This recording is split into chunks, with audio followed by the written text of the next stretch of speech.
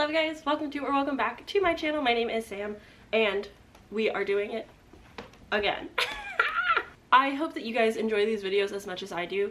I simply never care what the topic is. I just love seeing people talk about a topic for a very long period of time. An extended video just talking about any topic. I love it. I love it so dearly. It's one of my favorite pastimes, so I'm going to continue doing them for now whilst I have things that I want to talk about because they're fun and they're good company. So hello and welcome. This is the video. 2017 was a fantastic time for me personally and also young adult literature fantasy. In 2017 we had The City of Brass by S.A. Chakraborty, we had Strange the Dreamer by Laini Taylor, we had Scythe by Neil Shusterman, and Caraval by Stephanie Garber, my personal favorite of the group. Why? Well, when I was in high school and wanted to be cool and like the other girls, I wanted to get back into reading. I liked reading as a kid, I did it. I wasn't like overly obsessed with reading to the same degree as like my friends because dyslexia, and so I thought that I was not good enough to read and like I wasn't fast enough, therefore I couldn't partake in the hobby, which is so silly. Then in high school, for Christmas, my mom gave me an Owl Crate subscription where I was able to get special edition of brand new books once every month with a box of little goodies, and guess what? I still have that subscription to this day, though it is now paid for myself. But I still love special edition books. It really started young. In 2017, I was 18 years old. So I was a senior in high school and was living La Vida Loca. I was having, definitely did not fit the same lifestyle that I fit now, but this was the book that really brought me back into reading, making me go, wow, I do actually love being in the fictional world. I do actually love reading. This is a fun little escapism. And I've stuck with it so far. As you can tell by this entire channel, which will soon be having its 3rd birthday, which is Wild Caraval by Stephanie Garber. We're going to talk about it. It's going to be a good time. I do want to make a couple of quick disclaimers. Obviously, if you don't like this book, that is perfectly fine. That's okay. I do love this book, and that's also perfectly fine and okay. I can understand the criticisms. I don't take it personal. I like a book. That's that. It was fun for me. It's exactly what I want when I read a book, and that's not going to be everybody's cup of tea. People are going to have issues with things, which I will talk about when I get to those things, and that's okay. We can all be nice to each other and respect everybody for having different opinions. It's fine. It's okay. This is for fun. This is for entertainment value. Also, we have a fan cast on this board today. Why, you may ask? Because I'm scared to get bamboozled by AI art because I'm not the best at picking it out in a lineup. And 2, I did not give myself nearly enough time to ask actual fan artists if I could use their works, and I don't want to take their stuff without asking. I wanted to be respectful. So I've gone onto fancast.com and I've picked the cast that I think is a good choices. They don't really matter, but they're just our visual representations of whom I'm talking about for you guys. So I think those are all the disclaimers. Let us get into it. Happy intro. I swear this video is cursed. I now have my microphone turned on. It's plugged in, don't you worry. Cool, great. It's working now. So now that I have my microphone set up, we can try this again. That was a really good intro. I'm not going to refilm it. I've already done this video once and all of the things got messed up. So we're going to try this once again. Cool. Let us begin our adventure into Caraval. And please remember that this is only a game. So the book Caraval starts off pretty quick with just letters. Throws us right into our characters' motives and hopes and dreams. You read a few different letters from Scarlett, our main character here, who is writing to Grandmaster Legend, who is the owner of Caraval. And finally, the last letter we see sent from Scarlett is, Dear Master Legend, this will be my final letter. I am going to be married soon, so it is probably best you and your players don't come to Trista this year. And then we get the first ever right back. That's not a word. We get our first correspondence from Legend himself saying, Dear Scarlet Dragna, from the conquered Isle of Trista, congratulations on your upcoming nuptials. I am sorry I cannot bring my players to Trista. We're not traveling this year. Our next performance is invitation only, but I would look forward to meeting you and your fiancé if you could find a way to leave your isle and join us. Please accept the enclosed gift. from the pen of Caraval, master legend. So right off the bat, we know that Scarlet has been obsessed with Caraval, and we know that Caraval isn't traveling. So let's meet our players, shall we? First, we have Scarlet Dragna. She is our main girl, our main chick. She will be played by Lily Collins in my visual adaptation. This movie will never happen. I want that to be probably pretty clear. As fun as that would be, I don't foresee it happening in the future, but we have Scarlet. Scarlet is the older sister. She is, I believe, 17 in Caraval. Scarlet is considered to be cautious. She's not a big risk taker. She is kind and a little bit innocent, naive, and very overprotective of her little sister, Donatella, who is 16 in this first book.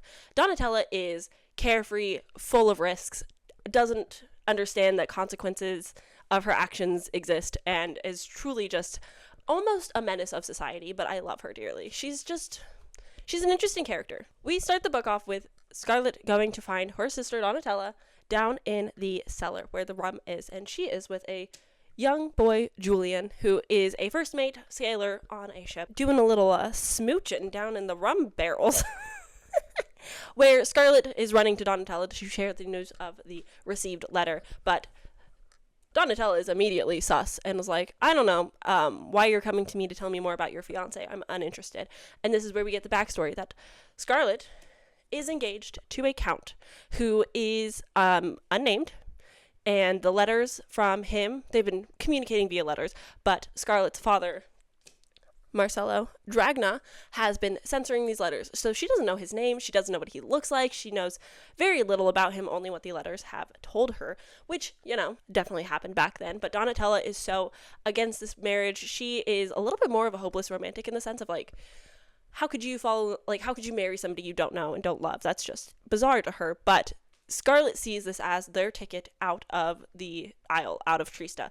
They're both going to get swept away from this marriage into a hopefully happier and better life for them. But instead, Scarlet has the fun news of, we've been invited to Caraval, which, how they're going to make it off this isle, they don't know, because they've tried before and it's never worked. So I don't know what their plan is, but of course we have a young sailor who's overhearing this entire conversation and offers to lend a hand in his services. He can get them to Legend's private island where this event is happening for the low price of one ticket to Caraval out of the 3 given to Scarlet. But of course, as plans are trying to be made and Scarlet is trying to be firm in her decisions and put her foot down that this cannot happen, they cannot leave the Isle, they know what happened last time they tried. But of course, they're not alone for long when Marcello Dragna decides to join them in the cellar and sees a young boy with them, which is inappropriate. That's not good behavior, ladies. What is going on down here? Donatella is immediately like, I saw Scarlet kissing a boy down here. She's nervous about the wedding. And they just start going at it. They're like, no, it was Donatella. Donatella was the one kissing Julian. I was catching her in the act. I don't believe her. She's lying to you. And they kind of tiff for a little bit until Julian is glanced upon. And he goes, yeah, no, I was kissing Scarlet because Donatella told him to. And for whatever reason, he decided to believe her, thinking that he was helping. So what happens? Donatella gets backhanded by her father and is where we get to see the glimpse of what's really going on. Once upon a time, they had a mom, Paloma. She upped and left. She just completely left the family. She did not leave any letters or notes or anything. She just vanished, completely disappeared, left our poor Mr. Dragna, governor of the Isles of Trista, left him heartbroken and alone, confused and sad, and honestly angry. And so what does he do? He takes it out on his daughters, who can never leave him, ever. Unless, it's a political marriage in which he's going to be gaining significant power, then I guess, maybe we could allow it. But, so we learn that he is an abusive piece of shit. So what happens? Julian offers his services for free. He says, you know what? Actually, that was terrible, and I'm so sorry to have put y'all in this position. I guess I can take you to the Isle. You don't have to give me the ticket. I just kind of want to help you guys get out of this bad situation because this is a bad, bad man. But before Mr. Dragna goes back upstairs with his guards after harming his daughter, he does decide to share with Scarlet the final letter received from the Count, which is, a nice little, can't wait to see you, can't wait to get married to you. I know that your father's, keeping some stuff from you, but hopefully all will be good here soon, basically. And we learned that Scarlett's wedding is in 10 days. And that, puts a little bit of a timeline on our situation. We have to stay in Trista for the wedding so that they have an out and escape. But Donatella is quite against this. Donatella sees Caraval is the ticket to go. We have to go to this. This is a once-in-a-lifetime opportunity. We have to go. Obviously, we have a free ride. We just got to do it. So, with our strong-headed Donatella determined to go, and our Scarlett, who is not into taking risks, very much, we can't do this, she makes a plan to meet Julian 1 a.m. on the beach and try to basically talk them out of this deal, out of this happening, try to, stay for the wedding, and then things will get better. But Donatella is so against it and is like, no way, Jose. So what happens? Julian oh, it's so bad. Julian chloroforms Scarlett so that he could row Donatella to the Isle, and then comes back for Scarlett and gives her a ride to Legend's private island. That way, they can go to Caraval safely. Get away from the father. Wow. And so Scarlett wakes up in the boat, confused, and especially confused because Donatella is nowhere to be seen, and she's on a boat with a strange man who she barely has met, and is going somewhere she's unfamiliar with. The isle on the horizon looked nothing like her familiar Trista. When Trista was black sand, rocky coves, and sickly-looking shrubs, this bit of earth was lush and alive. Glittering mists swirled around vibrant green mountains, all covered in trees, that rose towards the sky as if they were massive emeralds. From the top of the largest peak, an iridescent blue waterfall streamed down like melted peacock feathers, disappearing into the ring of sunrise-tinted clouds, and that pureed around the surreal isle. I will say it. I love the description, the lush purple prose of Stephanie Garber, the whimsical writing of it all, of weird metaphors that just don't really make a whole lot of sense, but it's poetic and sweet. Yeah, no, not everyone's going to like the writing style, and I totally understand and get that, but it works for me, man. Take me away. It really works. I really love it. It's just so pretty. A peacock-looking waterfall. It just sounds so gorgeous. It sounds so vibrant and lush, and I love it. I love it so much. Sorry. But as they're making their way to this isle with weird-looking sand that kind of looks like clouds, but also maybe snow. Strange for a beach. But as they are going, Scarlett's feet start feeling a little cold, a little wet. And then she notices that water is getting into the boat, which means the boat is sinking. Nothing says romance like a little near-death experience, am I right? After being drugged by this man? Oh, what a meet cute. So as the boat starts sinking and they have to swim like 100 feet to the Isle, Scarlett's dress starts to weigh her down, and so Julian has to come up, hold on to her, cut the corset, and get her out of it so she's stripped into her undergarments of whatever sorts. That way that they can swim to the Isle, where they are freezing, it is cold, and they need to find Donatella, who has seemed to completely vanish and is nowhere to be seen, but they are also freezing cold and wet, and therefore need to find somewhere dry and warm and safe to be. They also only have until midnight to get into the gates of Caraval, or else they won't be able to participate. So the clock is ticking. Things need to happen ASAP. So this is our first little look at Legend's private island. There are shops along the other side of the trees on this isle. There is stores with weird signs that say open yesterday, and it's just got a weird feel to it. Time seems to be a little different here, and that's really enforced when they go into a clock shop. The clock shop is this shop full of clocks. Are you surprised? But inside is a set of warm, dry clothes gifted by Legend himself for the happy engaged couple, not married, just engaged, because obviously Scarlett was supposed to arrive with her fiance. And so they put on some nice warm toasty clothes and are getting ready to again head back out and go to find Donatella, get into Caraval. These are the tasks. But then we meet an employee of the clock shop. I think his name's Algie or something like that. And he's like, hey, I'll offer you a deal. If you lend me your voice for 1 hour, you can just walk through this grandfather clock and step right to the gates of Caraval. Seems pretty simple to me, but Julian is a no fun guy and says, I will rather walk. I know where the gates are. I saw the steam from that part of the aisle. I'm going to just walk there. And he leaves. And Scarlet thinks about it, almost goes in, but does not want to give up her voice for an hour because she doesn't know what that means. That's a weird price for something, right?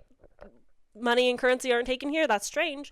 So instead she follows and she goes to find Julian, who is waiting near the gates, where we get to meet our first real performer, who's on a unicycle, and greets them. Welcome to Caraval, the grandest show on land or by sea. Inside, you'll experience more wonders than most people will see in a lifetime. You can sip magic from a cup and buy dreams in a bottle. But before you fully enter into our world, you must remember it is all a game. What happens beyond this gate may frighten or excite you, but don't let any of it trick you. We'll try to convince you that it is real, but all of it is a performance. A world built of make-believe, so while we want you to get swept away, be careful of being swept too far away. Dreams that come true can be beautiful, but they can also turn into nightmares when people won't wake up. And so we get the option to be a participant in the games where you are trying to play, or you can go down the path of just observing. You can go chill in the balconies and just watch everything happen down below in the streets of Caraval. The game was different each year, but a few things rumored to be the same. There was always some sort of treasure hunt involved, supposedly magical object. A crown, a scepter, a ring, a tablet, a pendant. So we learned that Caraval is kind of the same formula. Julian very quickly starts giving Scarlet advice. He's like, don't trust everything, be careful with your secrets. And while Scarlet is questioning why he has all of this advice for her, it's found out that Julian has actually played before. And it seems like he might have been a little bit more involved with the scheme of these girls getting there than we had initially thought. But Scarlet was supposed to be here with her fiance, and the ticket that she has is for one Scarlet Dragna and a unknown admint one, which now Julian has. So now they have to play a little bit of house to play the facade of a happy engaged couple as they are together, so that they're not arising too many suspicions. But of course, Scarlet already feels guilty about this. She doesn't like to lie. She's very innocent and sweet. We enter the gates of Caraval. Julian pulls the curtain back of the balcony where we can see Caraval streets below.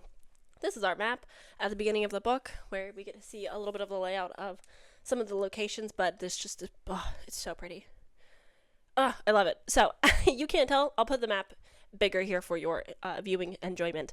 But we are inside Caraval, finally. They go down the 11 stories, and they make their way to the streets of Caraval. Down below, the many balconies around. It's kind of got like a Venice, Italy type of feel. There's canals that they can take boat rides to get to different places. And Julian, having the foresight and knowledge of how Caraval works before, he notices that some of the lit flames lighting the streets are slowly going out. And although they got a free boat ride out of the kind worker because they are the special guests of legend, they are in a little bit of a rush to get to the hotel. They will be staying at La Serpentine, which is their hotel, and they need to get there quickly. We need to pick up the pace, ma'am. We gotta go. Why? Because if you don't make it inside in your hotel room by sunup, you're disqualified. You can't play in the games. So it's a very huge deal that they make it inside of the hotel room just in time. But unfortunately, when they make it, Julian sacrifices himself to push Scarlet into the hotel, and the door shuts, locking him outside in the who knows what. Caraval is only open at night. Why? Because it's cool. Scarlet starts panicking and freaking out that Julian just, sacrificed himself to get her inside into a safe space, and she starts just panicking and talking to the innkeeper, but like, please let him back in, please, he's my fiance, we're special guests of legend, like, you have to let him back in, this is the first night, we didn't know that this would disqualify us from playing. Luckily, the innkeeper does let Julian back in, and then they go get their keys, rooms like 8 and 9, I think, with little green glass keys. It just sounds so cool. I love this hotel. And so they go upstairs. Julian thanks her for, saving his ass, but then also quickly is like, good luck, you're on your own, we're done with this whole ruse, like, I don't want to actually play the game with you, I have my own agenda, bye, and goes into his room. Scarlet, feeling a little not great about that interaction, goes into her room as well, which is just this grand room. There's a fireplace, there's this big bed, there's a lounge, it looks cozy, there's a wardrobe. Oh, and there's some ruckus in the wardrobe. Oh, and then Julian comes into the room through the wardrobe. Great.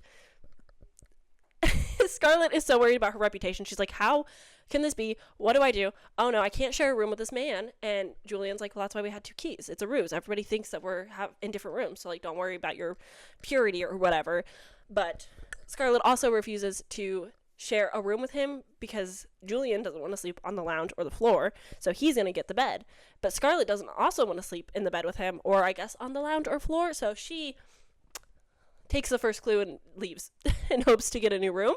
And so, taking the first clue, which is a key to Donatella's room, she goes to find Donatella, and Donatella is in the room, but won't let Scarlet in. She's out of breath, she's kind of struggling to get her words out, and is telling Scarlet that she cannot come in. If she does, she'll never forgive her, and she'll be very angry. Scarlet is unsure what's going on, and is trying to, her sister doesn't want her to go in, but it seems like maybe she should because it doesn't seem super safe right now, until a man's voice says, you should probably listen to your sister and go, huh?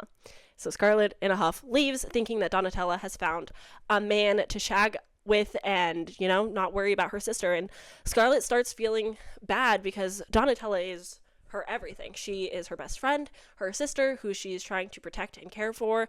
But Donatella seemingly doesn't need Scarlet and is happy to just go do fun things without her.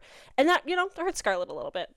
So, sad and alone and without a room to sleep, she decides to just crash in the hall, where we get to meet our first introduction with Dante. Dante is a young, strapping man with tattoos all over him, and he is with his sister, Valentina, who, I'm sorry, did not get a fan cast, but Valentina is also there and thinks that Scarlet's a drunk sleeping in the hallway, but Scarlet explains that no, she's not drunk. She just had a mishap with the room and doesn't have a place to stay. So Dante, the gentleman as ever, offers his suite to her, saying that he can crash in his sister's room because she has double beds and won't need both of them. So Scarlet thanks him, declines his dinner request. He does ask her if she wants to go on a little dinner date, and she does say no. But he, as a nice man, says, that's fine. Don't you worry about it. You can sleep in the room. I will leave you be.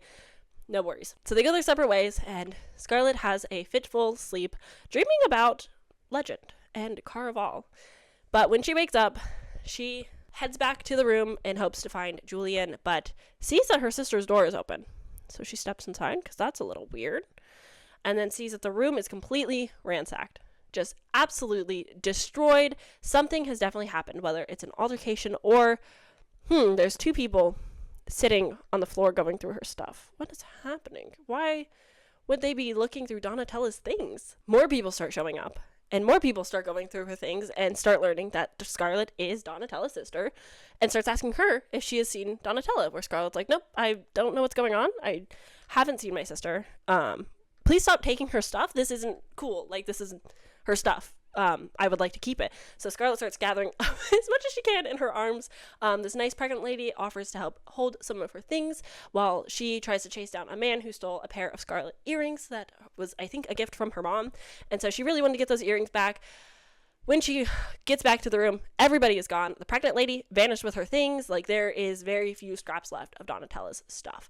But Julian, ever the kind guy, just shows up and is like, didn't you read the first clue that I gave you? And so we read the first clue. This girl was last seen with Legend. If you catch her, you shall catch him as well. Of course, you may have to venture through hell, but if you succeed, you may find yourself rich. This year's winner will be granted one wish. This is your first clue on the road to find her. The others will not be so easy to retrieve. Some will make you question your sanity and all that you believe. Clue number 2. You'll discover in the rubble of her departure. Number 3, you must earn. Number 4 will cost you something valuable. And number 5 requires a leap of faith. Most of you will fail, but one of you will surely succeed. You have 5 nights to find the 4 remaining clues, and then the girl and legend will be yours. Turns out the scavenger hunt this year is for Donatella herself. Everybody will be looking for her. Luckily, Scarlet has a little bit of the upper hand, She's Donatella's sister. She knows her stuff like the back of her hand, and she notices one thing that sticks out, which she's a little hesitant to share with Julian, but they decide to align themselves for at least this part of the game early on, help each other out a little bit.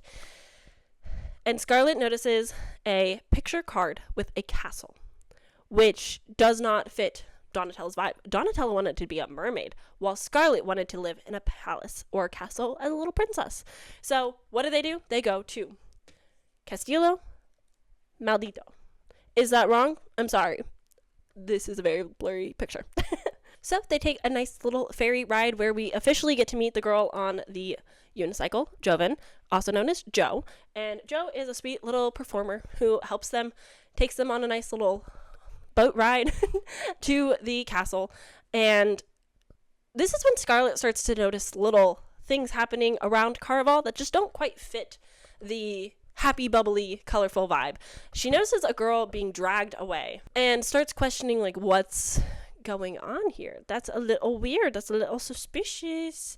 And Joe explains that sometimes the performers spice things up a little bit for the observers who are just watching down below, and will make it seem like people are stealing or maybe going a little bit mad, and they get dragged away. And so this is kind of where we see a little bit of the curtain draw back a little bit further, where weird things just kind of start appearing, and things seem a little undertone of eerie, if you will. But they make it to this castle, which is more like a marketplace, and we get to see different eye-popping stalls that catch our dear Scarlet's eyes, and Julian ushers her and pushes her into the tent with the fortune teller, which is where we get to meet Nigel, who is, he's so fun. He's covered in paint of different things all around him, and Scarlet decides to, it should be fun. Why not go get my fortune told? Know a little bit about my future. And so Nigel pretty quickly is like, so based off the things on my body that I've noticed you staring at, these are the things that I know you want. I know you want safety. I know you also want love and protection. And those are the things that she's drawn to on his body, where other people want things like power. And Nigel explains that the cost of knowing her fortune is just some truths to some questions that he asks. And the one question he asks is, what does she think of Julian? And she, the incense in here, loosening that tongue a little bit, she's like, well, he is quite attractive, but God, is he a pain in my ass. He's so annoying, but also very cute, and I don't know how I feel. I'm a little conflicted. I want to like him and trust him, and so feelings start, bubbling up a little bit. She's admitting to a little bit about him, but also in fear of him listening outside the tent. She also says that he's just annoying and the worst. But we also get an insight to Scarlet's future. She can ask 2 questions based off the answers and truth that she gave Nigel. And what does Scarlet do? Well, she could ask about her future and her sister's future, how they're going to collide, but instead she does want to know a little bit about her mysterious fiancé, the Count, if he is a good person, which Nigel explains. Good is subjective. It's hard to tell, but no, honey, he ain't great. He's on a path, and I don't think that he'll be turning back, and I don't think that this is a good guy. And so Scarlet, is getting a little worried, but also wants to ask about her sister. And Nigel says, there's just simply not enough time. We've been in this tent for too long. I can't explain anything more. If you wanted to know about your sister, you should have asked about her instead of your fiance. That's on you. Sorry, pal. And, they go back and forth for a little bit. But then Nigel finally reveals something important. Follow the boy with a black heart. And then they leave. They separate. They part ways. So knowing just that little bit, Scarlet starts to think this could be the third clue, that she earned this little clue of following the boy with the black heart. And she thinks that must be Julian. So she goes outside of the tent to find Julian, who is gone, completely vanished. Just gone, just left. And so walking around the little market, all going to the mall and getting sprayed in the face, she ends up at a perfume shop where she decides to pick out an elixir of protection. The only cost that she had to pay was who she feared the most, which of course was Marcella Dragna, who is, you know, a bad dad. And so with the low cost of who you fear the most, she walks away with an elixir of perfume, and then at the corner of her eye, she thinks she sees Julian, like, running away. So she goes and chases after him. He is running and then disappears again, and then she goes a little bit farther. She sees him, she chases, he disappears. You get the gist. Until she ends up in this, like, garden that's kind of dying and decaying and just, like, not well taken care of. Doesn't really fit the, like, Caraval aesthetic and look. But then she starts getting, like, negative thoughts towards her sister Donatella, and she starts thinking about how selfish Donatella is, and she starts feeling guilty for having these thoughts, realizing that it was this area causing it, to kind of steer people away from being in this area. So then she does a little bit of searching, a little sleuthing, and she finds this symbol, the symbol of Caraval, and she presses the little button, the fountain turns off, beautiful lavish things happen, and a spiral staircase going down is where she goes, which is to the tunnels. And whilst down here, she hears somebody screaming, and it's the same woman that she saw being dragged away earlier. And then we see a performer, whom I don't remember if it was Joe or not, but a performer shows up and is like, you can't be down here. If you go further into these tunnels, they will make you mad. You have to go. You have to get back up, and basically drags Scarlet back up. But Scarlet's like, I hear a man screaming. Is that Julian? Like, what's going on? I'm confused, and this doesn't seem safe, and, like, I thought this was all a game. Like, what's happening? But Scarlet then decides to go back to the hotel, La Serpentine, and she thinks she sees Julian sitting in, like, the lounge tavern area, and goes up to him and is like, oh, hey there, sweetheart, what are you doing? Like, what's up? Who's this girl you're talking to? Feeling a little bit of jealousy, but it's not Julian, it's Dante, of course. And Dante kind of flips the script and is like, oh, you, the girl who I rented my room to, but then turns out she had a fiance? Yeah. And basically he just completely turns into just the biggest ass and embarrasses Scarlet in front of a bunch of the people staying at the inn, and Scarlet runs up to the room, kind of in tears, feeling a little bit bad about everything. She wasn't trying to lead him on or whatever. So Dante sucks, and she goes up to the room. And so up in the room, Scarlet decides to go to sleep. She doesn't sleep super well, but, you know, she's sleeping until middle of the night. Julian walks in, and he is covered in blood. What the heck is going on? A bloody Julian, woozy and dizzy, comes over to Scarlet, who starts kind of cleaning him. He returns the pair of Scarlet earrings that were stolen from Donatella's room and gives them back to her, seemingly getting these back from the guy who stole them for her, which is very sweet and cute. But he refuses to explain, like, what actually happened. So he's got a head injury, and he's got, like, blood on his abs, and so she has to, like, wash his abs all, like, romantic and slow, and it's like, ooh, he's so hot. And so, you know, she cleans him up. He refuses to say, like, why he's all bloody, like, what actually happened, but she does tell him about the tunnels, and before he leaves, they have a quick moment, a little glance between the two, an almost kiss, if you will, before Julian, like, rushes out the door, like, can't let this happen, gotta go. But then, you know, the question lingers, how was Julian able to get back into the hotel after hours? Because, you know, if the doors are locked, you're stuck outside. So the next day, when Scarlet wakes up, she goes down to the tavern in hopes to meeting up with Julian, who is a complete no-show, but we do get to meet one of the best characters, Aiko? I'm sorry, I never remember how to say her name. Aiko, though. And Aiko has a sketch pad. She's doing some art. It's really cool. Her and Scarlet start to talk a little bit, and a lot of people have been coming up to Scarlet being like, hey girl, where's your sister? What can you tell us? What are the clues you can give us? And often Scarlet's like, I don't know anything. Sorry, I can't help you. But Aiko gives her the idea of letting people enjoy this trip. Caraval is like a special event, and people should be having fun with it. People should be going on these adventures that they signed up for and, like, having the full experience, and Scarlet isn't giving it to them. So she leads a couple to a mermaid fountain, and, like, they look gleefully as they leave. Aiko is also like, you should be having fun too. Your sister doesn't want you to be like a party pooper and not enjoy this experience. Have a little bit of fun with it. Like, this is a once in a lifetime opportunity. Come on, do something. Julian is seemingly a no-show. He completely ghosts her. He doesn't show up on this cute little tavern date. But who does walk in? Dante, with his sleeves rolled up and his tattoos out on display. Specifically, on his forearm, a little black heart tattoo. Follow the boy with a black heart. And off we go, on an adventure. Ayoko's following close behind. She's like, yeah, this seems fun. Let's follow this guy. Scarlet and Ayoko follow Dante out of the tavern into the streets of Caraval, and they start walking. And the bridges are moving, and she keeps appearing in front of this boy, this young boy, with a monkey on his shoulder. And eventually she pays for a cider, a true sight cider, if you will, that will let her see everything that she needs. And she gives, in exchange for that, the last lie that she told, which was the couple about the mermaid fountain. So, easy lie. He's disappointed. It wasn't very juicy or fun, but it was the truth. And so she drinks the cider, and everything goes black and white. And nothing has color anymore, except for Eiko has a art sketch journal, like a pad of like art that she does her art in. Wow. I'm explaining that so well. Thank you. I will take my Oscar.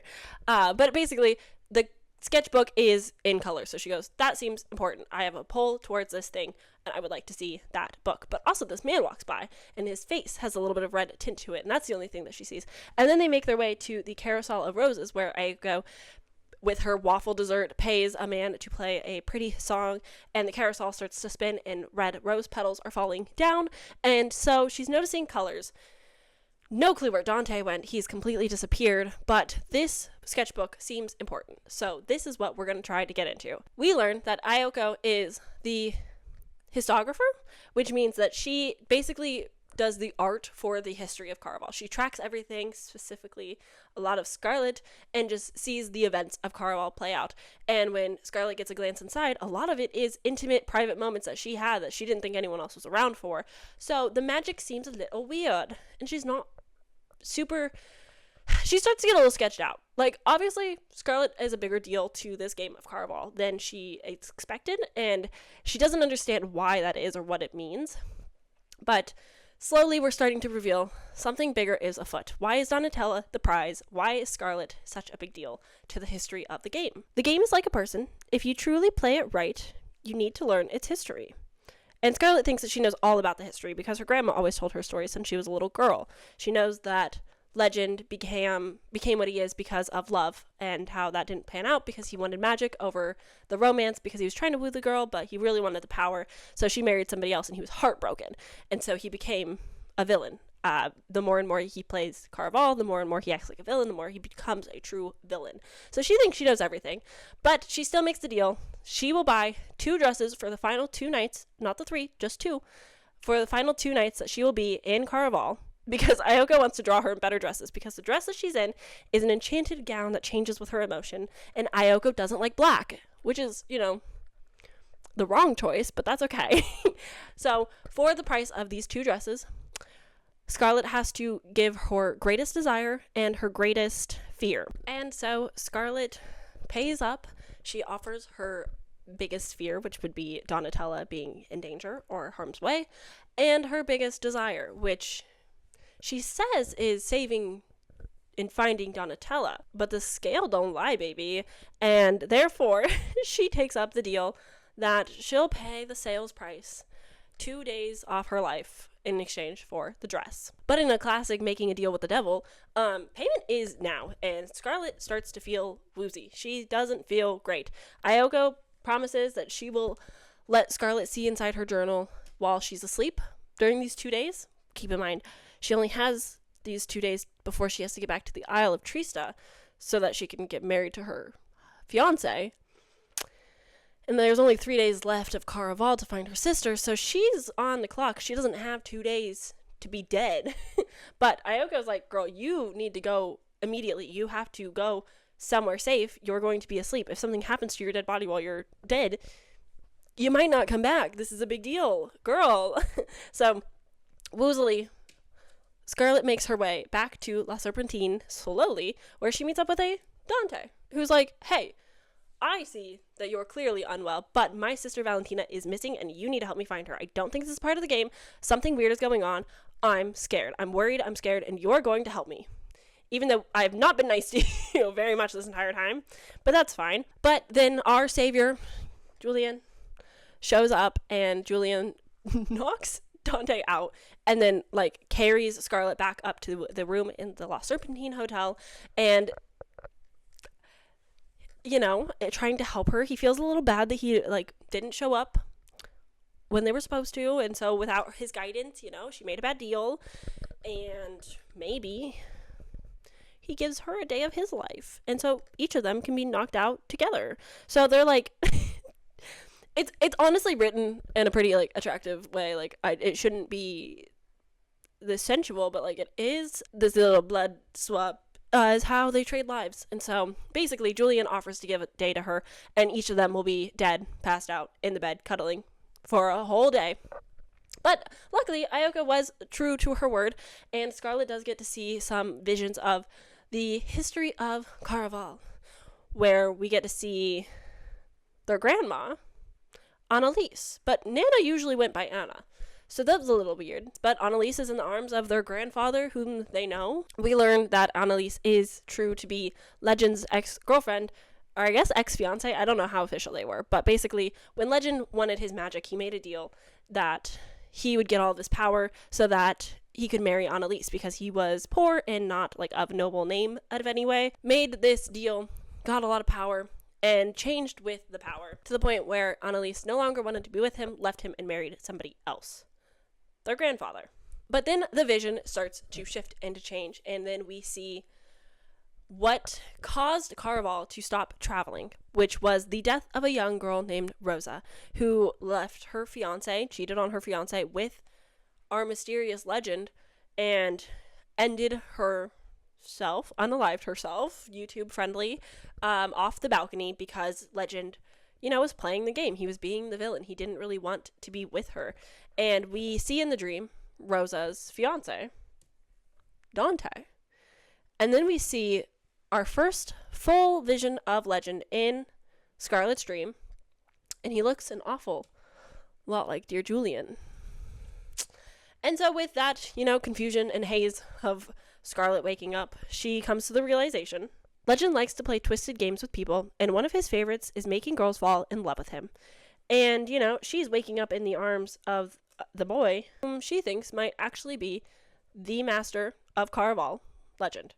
So she's a little freaked out. She's a little concerned, a little scared, rightfully so. Not good, not good. What do we do? She tries to slip out of his arms to the door, opens the door, smells a familiar scent, and questions why she is smelling this scent. Oh, that's her dad walking around the corner. Marcello Dragna himself is here, looking for Scarlet and Donatella. Oh no, big uh-ohs. How did he find them? They were so careful to cover their tracks when, you know, they got drugged and framed as a kidnapping off the aisle. Scarlet quickly shuts the door, goes back into the hotel room, which stirs Julian awake, and Julian's like, "What's up, pal?" And she's like, "I trust this man, but I'm also untrustworthy of this man, and I don't know how to feel. I'm very conflicted. Julian has been, like, my rock through this all and has been really helpful, but at the same time, like, who knows? He could be Legend, and this could all just be a part of the game, and something, like, sick and twisted is going on. But most importantly, her father is outside, and that's scary." So kind of being a little, you know, cold and a little standoffish to Julian as he's arising from, you know, giving a whole day of his life to her to help them get through this game a little bit quicker. She's mean to him, and he leaves in a fit. And so she quickly regrets it and chases after him. It's a very, like, hot and cold, like, I like you, but I can't like you. We can't be together, but also there's something about you that's so special. And I understand that, like, that's the classic YA way. Like, oh, we know in a young adult fantasy that is the way, but I eat it up every time. I love them. And it's not even because they're good people. They're actually quite annoying often, but I still love them dearly. So I don't know what this says about me, but anyway, following Julian down into the tunnels of Caraval, which he seems to know plenty about, we see him standing over the dead body of Dante. Dante is dead. Dante is on the floor, cold, and standing above him is Julian. It's not what it looks like, though, of course. Of course, Julian is going to explain himself, be like, "Hey, I know what this looks like. I know this looks bad.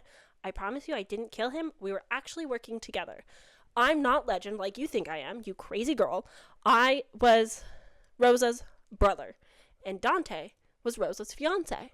And we were working together because Rosa died, and we wanted revenge on Legend. We blame him for her death. We think that it was sick and twisted and bad, and we wanted to do something about it. So we came back to Caraval. We were working in secret so that Legend wouldn't find out we were working together. You get the drift. Dante won the last Caraval and lost something great, which was Rosa. So he won the previous round of Caraval, which is why he is back now and brought his sister Valentina, who is missing. Lots of puzzle pieces are being puzzled together. Scarlet and Julian make it back up to their hotel room when a dress gets delivered, and it's not the same dress that Scarlet had initially picked out. This one is a little bit more of a wedding gown. It's very pretty. It's like a nice cream color. It looks beautiful. Scarlet is over all of Caraval at this moment and kicks like the flower vase that's out there. And she's like, I don't need the flowers, the roses. I'm sick of it. She looks at the card where there is a top hat, which typically is the symbol for Legend. But on the card, it's, I think you will look great in this, or I think you would like this, or something like that. And it is marked D. For Donatella, maybe? Maybe. Donatella is sending her a present. Maybe Donatella is okay. That's a good sign, right? Of course, the hat on this little card reminds Scarlet of the hat shop, which is called Hatter in Haberdashery. So she's like, this is the next clue. This is where we need to go. We're following the leads. The leads are taking us to the hat store. This is the right direction. And Julian's like, I don't know. This doesn't feel like Legend. I don't think this is quite right, but I'm your teammate and I will follow wherever you go. And even Ayoko shows up on the streets and she's like, you guys shouldn't go in there. This is a bad idea. Guess what? It was a bad idea. Scarlet, for once, is like, I'm headstrong and I'm making the right decisions. And she ends up in a trap, meeting her fiance, Count Nicholas Darcy, for the first time, along with seeing her father, Governor Dragna. Of course, they get away. They run. They're bolting. They're running. They're running. They're running. We're running in the streets of Caraval. And Julian... Oh, yeah, it starts raining. That sets the mood. So, rain starts coming down. And Julian pulls Scarlet into a little alcove for cover to get out of the rain. And they have their first kiss. And it's really cute and sweet. I'm sorry. I'm a sucker for it. It was precious. They just had this tender moment of, like, Scarlet realizing that she doesn't want to marry this guy that she doesn't know and isn't familiar with. And she really wants to be with somebody a little bit more like Julian. A little bit rough around the edges, but, like, a cinnamon roll on the inside who cares and is willing to get to know her and puts her first, even if they're in a weird competition game. And yeah, Julian's lied a little bit, but, like, for the good of his sister. So we trust him, and this is fine. So they have a little smooch, and it's really sweet. And then they run again. But they have this very sweet and romantic kiss while still, like, having understood the feelings of, I should not be with you, this won't work, but right now, in the moment, I'm following my feelings, I'm following my heart, even if it's a bad idea. So the two of them make it to the tunnels where the garden fountain was, go down the spiral staircase where they are eventually caught by the two rascal men. The Count is holding Scarlet while Governor Dragna is, knife to Julian, cuts his face, and is threatening to harm him further if Scarlet does not comply, whereas Scarlet is finally, like, getting a bit of a backbone, and she's like, actually, reverse Uno, if you hurt him, I won't marry the Count, and if the Count lets this happen, I will ruin him, and I will never listen to any of you guys ever again, and you'll have no power over me. But if you don't hurt Julian, I will be a good, submissive little wife, and I'll shut the fuck up, and I will listen and do as you say. Julian, of course, is, like, anti-doing that, but they eventually all come to the same agreement and understanding. They go up to the rooms. We've decided that Scarlet will be staying in her room with her fiancé, Count Nicholas Darcy, while Mr. Governor in his room... Governor Dragna will be in his room with Julian, who's, basically captive in order to control Scarlet. But, Scarlet really gets a backbone. She's like, yeah, I'm, like, super not down for any of this happening right now. And I also still need to find my sister, and that is kind of a priority of mine. So this isn't going to work. Scarlet really... the little character growth. I love it. Scarlet decides that, no, this won't do. As Nicholas Darcy is truly just undressing. Like, I paid for this girl. I've been allowed... consent from the father that if I sleep with her prior to our wedding, it's okay because I've already paid for her. Ew. Ugh. Don't like it. But Scarlet's like, I don't want to do this. Grabs the poker from the fire, brandishes it like a weapon. She's like, I'm not doing this with you. I actually would desperately like you to get away from me, and runs to the closet wardrobe where she left her elixir of protection. Sprays that motherfucker in the face, and Julian falls out of the wardrobe. Can't stay away, that one. Can't keep him away. So they're reunited, and we don't really see it, but we're told that Nicholas Darcy is tied to the bed, and like because of this elixir of protection, he can't actually do any harm to Scarlet, so they like tie him up and leave him be, is what it is. As they are trying to flee together, we get from the Count, "This is exactly what legend wants. Your father told me the history of your grandmother and legend. I have no idea who he is, but you're playing right into legend's hands. He brought you to this isle to destroy our marriage and ruin your life." Because, supposedly, per the rumors, legend wants to, like, has a vow of vengeance and revenge to destroy the female lineage of his ex-girlfriend who, you know, betrayed him and married somebody else. And he's sworn to ruin the lives of these women forever. And so Dragna supposedly has been protecting the girls all their life and keeping them so sheltered and secluded because of the fear of legends would do something harmful to them. I guess that's the reasoning of why things are the way they are, from my best understanding. On the way out of the hotel room, Scarlett's like, you know what? We couldn't leave during the day. On the first night, we'd be disqualified, but we have the tunnels now, so we can just like bounce at any time and keep playing the game. We don't have to wait for sundown to do stuff. So I think we should skedaddle and try to figure out the next clue. But before then, we get oh no. Where'd my page go? But before we head into the tunnels, we get a little kiss, and we get to see them smooch. Sorry. And the quote is, "He kissed her, parting her lips with his own until all she could taste or think about was him. He tasted like midnight and wind, of shades of rich brown and light blue, colors that made her feel safe and guarded." And honestly, like, yeah, I just wanted you to hear that because of the whole, like, he tastes like browns and blues. And it's just so silly. Like, what does midnight taste like? I don't know. But, like, I can... It's just, like, it feels like a vibe. And if you don't get the vibes, and you don't understand vibes, you're not going to get it. But, like, I love vibes. Okay? I sound insane. Clue number 5. Taking a leap of faith. What does that mean in Caraval? Well, it could mean the balconies, which are all around the edge of Caraval. Taking a leap of faith, where Rosa admittedly did kind of the same thing from the balconies. Roses have been seen everywhere. Her name was Rosa. That was the last time that they traveled, last time they hosted a Caraval. Scarlet figures out that that probably means that the carousel of roses has some type of connection. Like, why else would there be roses everywhere? So she gets the man to play a pretty song. The thing starts spinning. Rose petals are flying, and they get on to find another Caraval symbol. What does it mean? She presses it.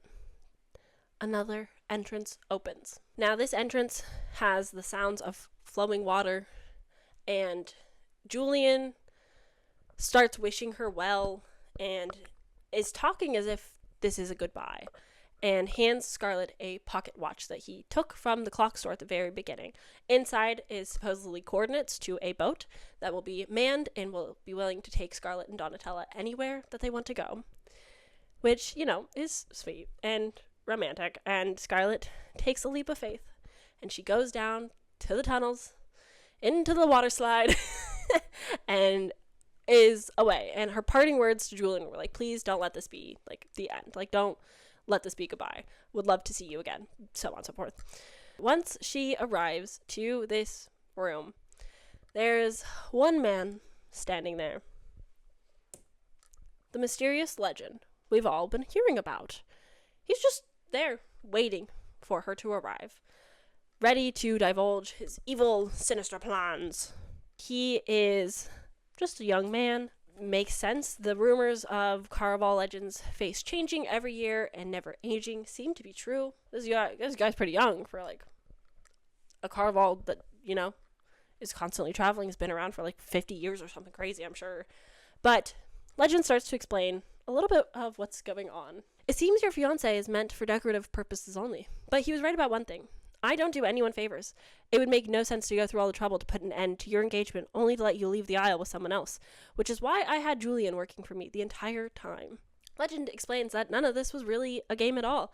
And yeah, the rumors are true. He was trying to get back at Annalise's lineage for leaving him and breaking his little heart, but has also been working with Julian and Dante this entire time, seeing which boy she would choose, and try to like steer her away from whatever path she was on, try to keep her in the game and, you know, mess with her a little bit. And then we see Julian show up through the doors. Scarlet is heartbroken and confused. She doesn't understand everything that has happened. He lied about being Rosa's sister. He lied that he was trying to come to Caraval to harm Legend and get revenge for his sister. That Dante was even his soon-to-be brother-in-law. That it was all a ruse and nothing was real. But then Scarlet remembers something that Legend points out she didn't have before. The pocket watch around her neck. And when it is opened by Legend, and Julian's voice rings true, "I'm sorry, Crimson. I wish I could say what I'm sorry for," but the words he cut off for several tense clicks of the second hand continued to lap around the numbers.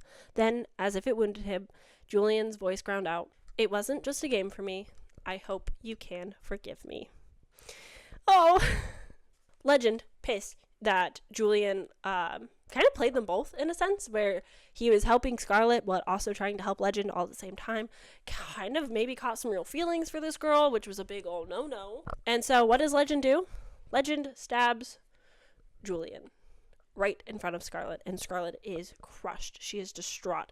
This man, yes, he lied and everything wasn't real, but also nothing was fake either, and she doesn't know what parts mattered and didn't matter and what was a part of the game. She doesn't know how much of Julian was Julian, but at the same time, she cares deeply for this guy.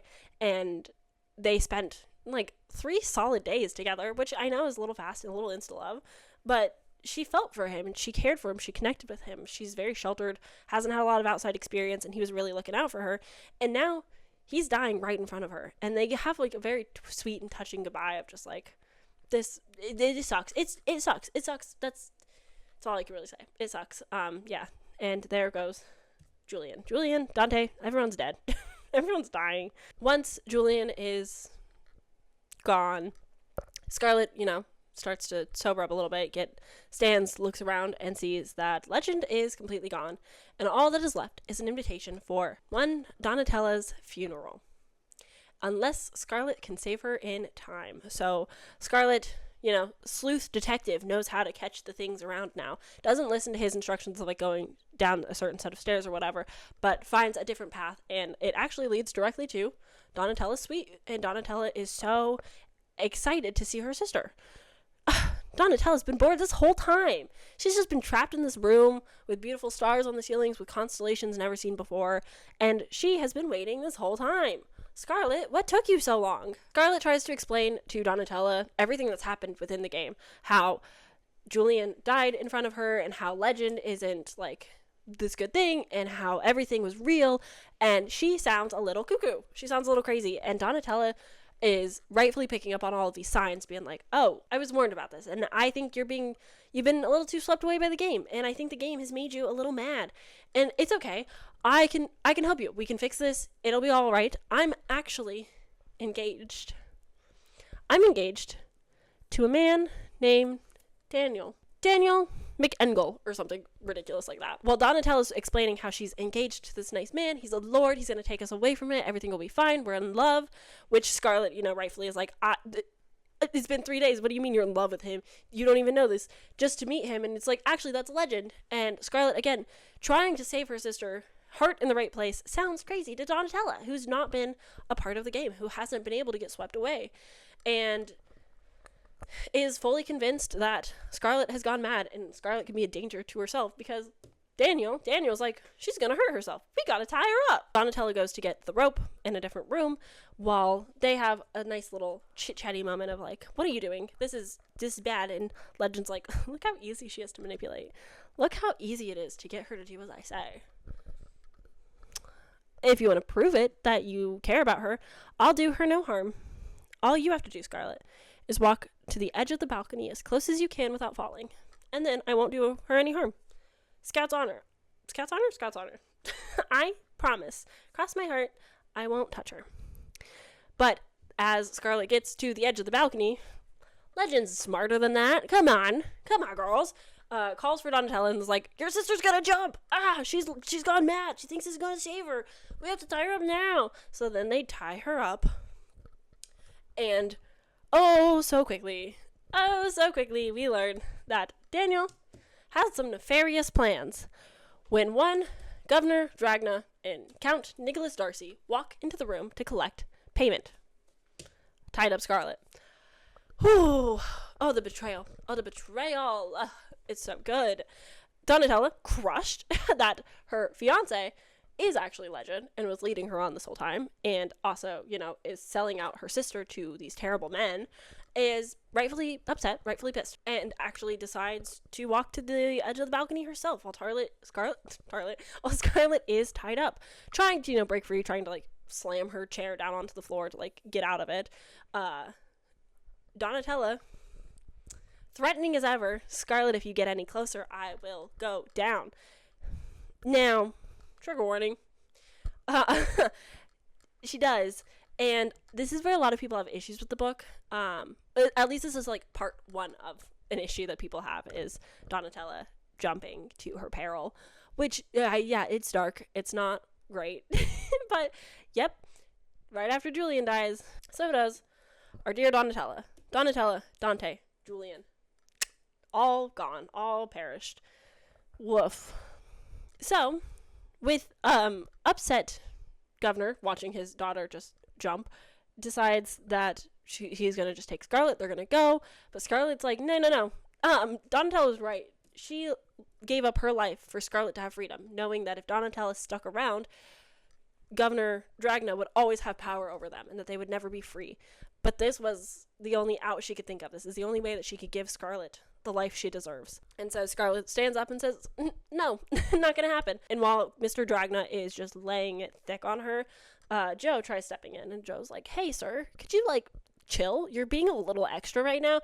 And Mr. Dragna slaps her, which has Legend step in, be like, hey, I don't care about your daughters or anybody else participating in this game, but I care deeply for my players, and you will not lay a hand on them, which scares Count Nicholas Darcy away, and he runs with a little bit of unfinished business with Scarlet, we'll say, and flees. And then Mr. Dragna, not too far behind, follows, because it's learned that he is the one who killed Dante, thinking that Dante was Legend and was the master of Caraval. Sticky. So, these two men flee for their lives, terrified of Legend, rightfully so, I think. And Scarlet is so broken that her family is dead. So she goes to Legend. She's like, hey, pal, I won your stupid game. I would like my wish now. And Legend says, hee, no. You've caused me a lot of issues, and I don't owe you anything. I'm not going to give you a wish. Sorry about it, babes. Very Willy Wonka and the Chocolate Factory. Just, you didn't follow my rules. Goodbye. But Scarlet doesn't want to quite give up on her sister and rushes down to her body on the ground and tries to give her some of her blood, crying, trying to bring her back. An audience is watching all of this go down, but at the same time, they're slowly starting to pack up. Caraval has ended. It's over. It's officially done. We had a winner. Everyone can go home.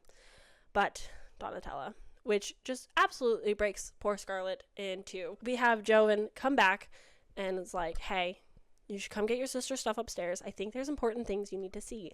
So Scarlet eventually makes her way up and doesn't catch anything at first in all of the destroyed room of just a teenage girl living in one singular bedroom for multiple days on end. Just a complete disaster. But finally catches sight on a glass box that she did not have prior, which inside this box is a note.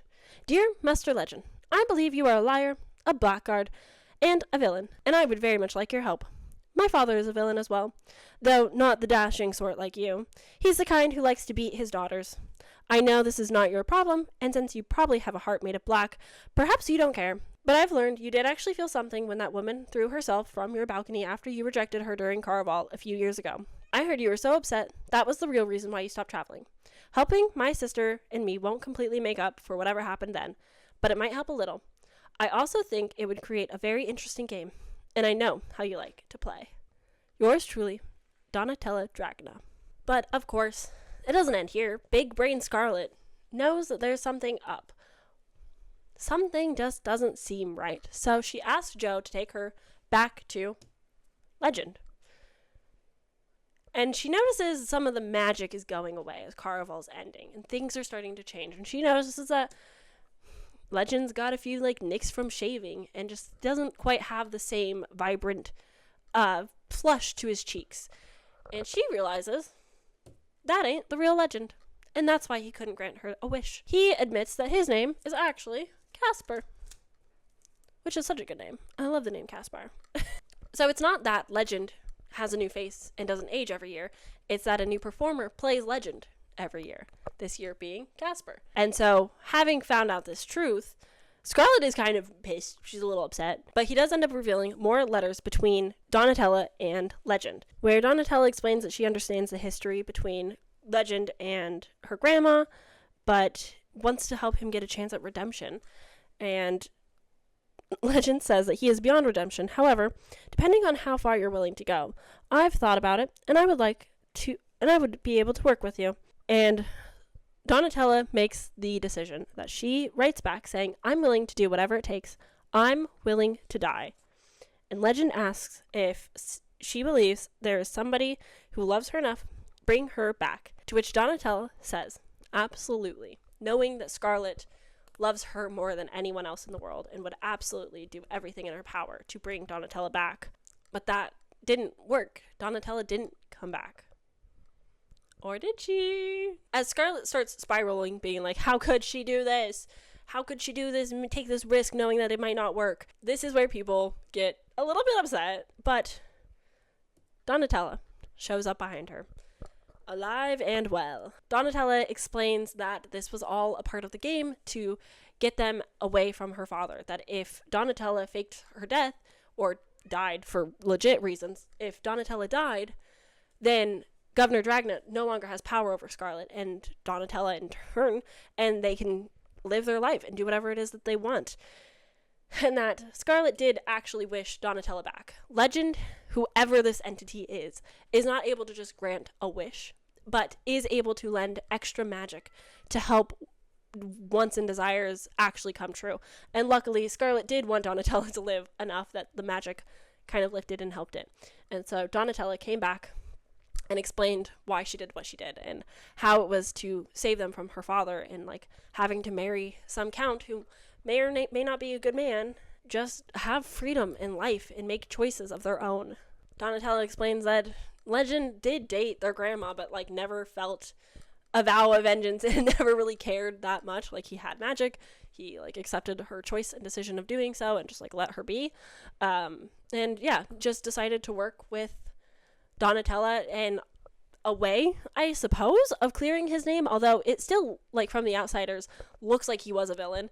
But I don't know. I'm not a 16-year-old girl making plans with a powerful being. But Donatella also explains to us that although Donatella was not a player and could have actually died, the actual performers of Caraval come back to life at the end of the game, which Scarlet has officially ended. She won. She got her wish. She found Legend by finding Donatella, and now the game is ended, so both boys are back from the dead. They feel the pain and everything that goes along with the death, like they experience it, but they don't permanently die, same as they don't permanently age in Caraval. That's like one of the perks of being a performer. And so Scarlet is a little confused, is unsure how to feel. She's happy that these two people whom she saw die are alive, even though it was still a very traumatic and horrible experience that she had to go through. And she also realizes that as much as she cares for this Julian guy, she doesn't know anything about him. She doesn't know what was real and what was fake.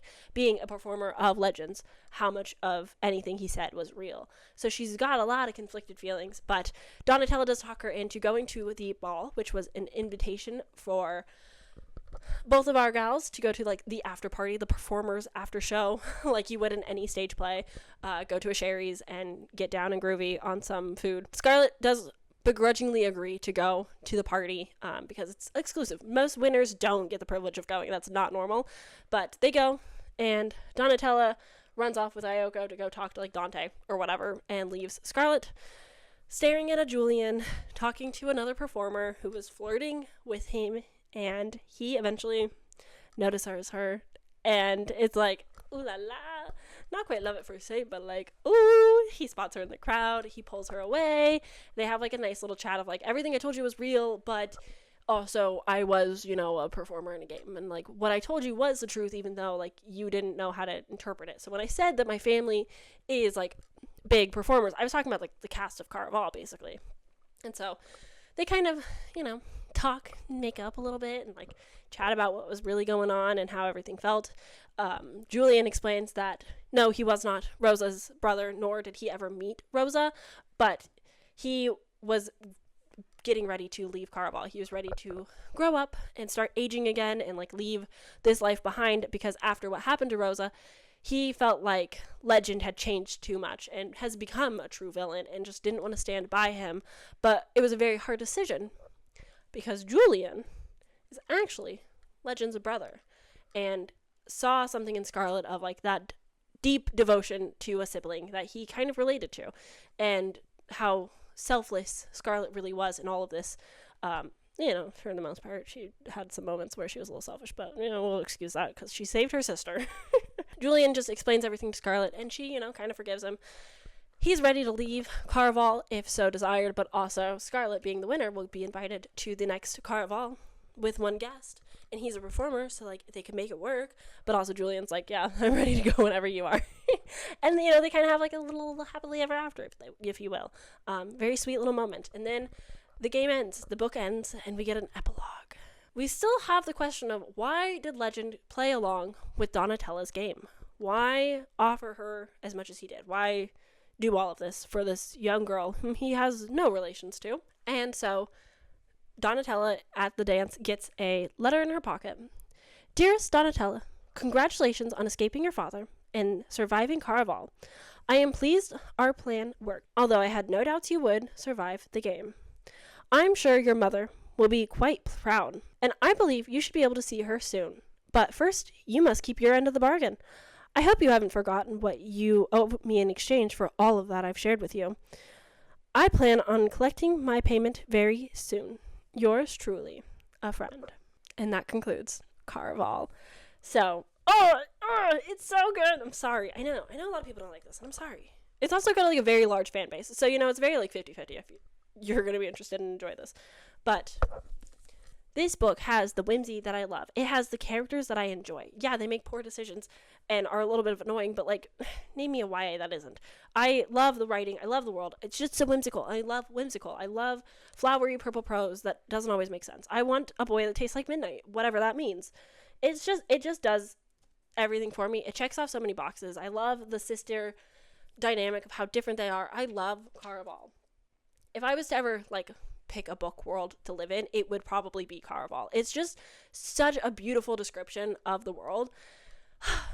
It really just wows me every time. And I'm so thankful for this book, for getting me into reading so many years ago, for really just starting it all for me. And it's so good. So with that said, thank you for watching part 1 of 3. Yes, we will be continuing with the Caraval trilogy.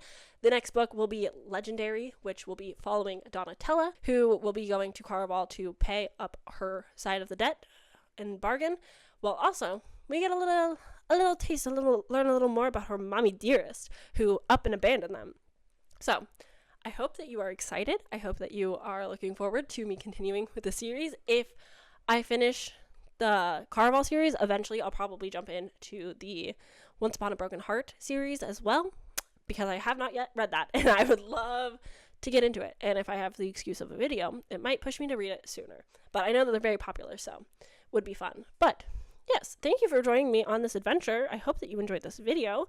I hope that it was good background hangout to keep you company while you're doing chores or whatever. But with that said, I'm going to go. Thank you for watching, and I will see you guys all tomorrow. Bye!